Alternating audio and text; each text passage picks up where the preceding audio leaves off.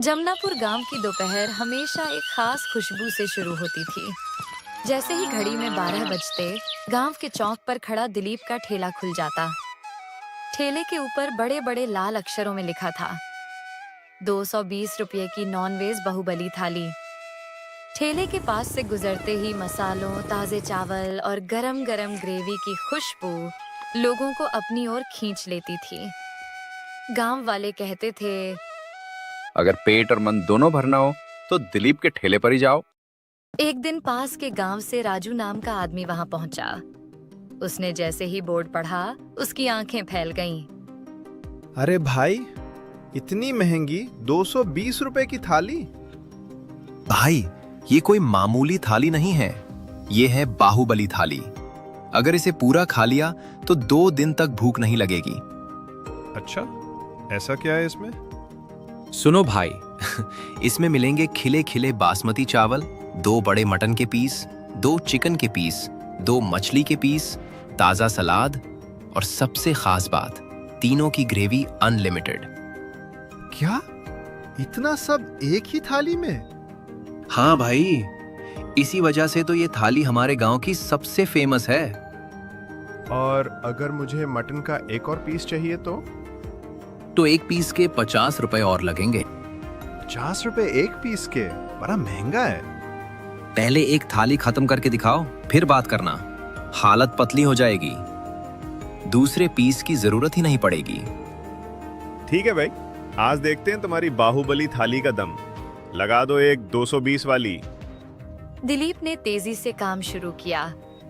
पहले उसने गरम गरम चावल परोसे, फिर सावधानी से 2 बड़े मटन के पीस रखे।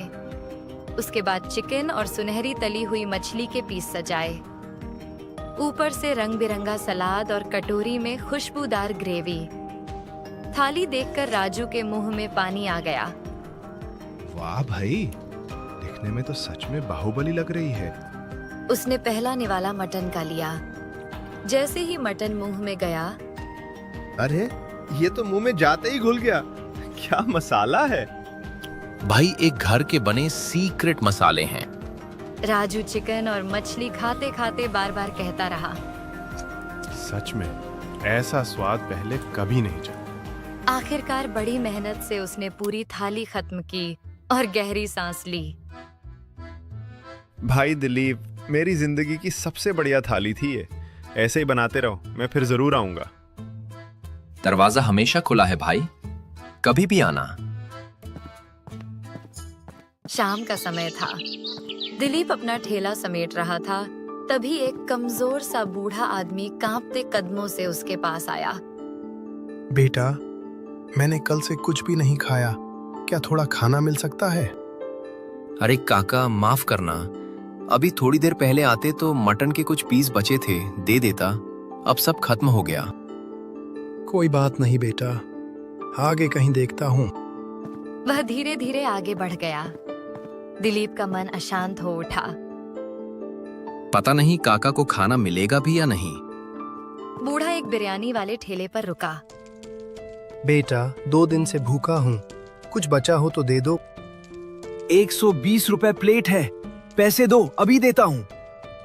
बेटा, अगर मेरे पास 120 रुपए होते तो क्या मैं मांगता? तो जाओ यहाँ से, मुफ्त में कुछ नहीं मिलेगा। यह सुनकर दिलीप का दिल भर आया। वह आगे बढ़ा और बोला, भाई, 1 प्लेट बिरयानी देना। उसने पैसे दिए और प्लेट बूढ़े को थमा दी। बूढ़े की आंखें भर आईं। बेटा, तेरा बहुत बहुत शुक्रिया। खाने के दाम इतने बढ़ गए हैं कि गरीब आदमी खाना भी नहीं खा सकता। यह कहकर वह चला गया। दिलीप देर तक वहीं खड़ा सोचता रहा। मैं तो 220 रुपए की थाली बेचता हूँ, ये गरीब लोग तो कभी खा भी नहीं सकेंगे। अगले दिन दोपहर को ठेला फिर खुला। भीड़ लगी थी। तभी एक सजे धजे शहरी आदमी आया। तुम ही मशहूर दिलीप हो ना, जिसकी नॉन वेज थाली फेमस है? जी हाँ, लगाऊं एक बाहुबली थाली? पहले मेरी बात सुनो। मेरे शहर में कई 5 स्टार होटल हैं। मैं तुम्हारे गांव में भी एक होटल खोलना चाहता हूँ। क्या तुम वहां अपनी थाली बनाओगे? पर मेरा क्या फायदा होगा? तुम्हारी 220 वाली थाली 1000 रुपए में बिकेगी। तुम्हें दुगना मुनाफा होगा। दिलीप के मन में कल वाले बूढ़े की आवाज गूंज उठी, गरीब खाना नहीं खा सकता। नहीं साहब, मैं अपने ठेले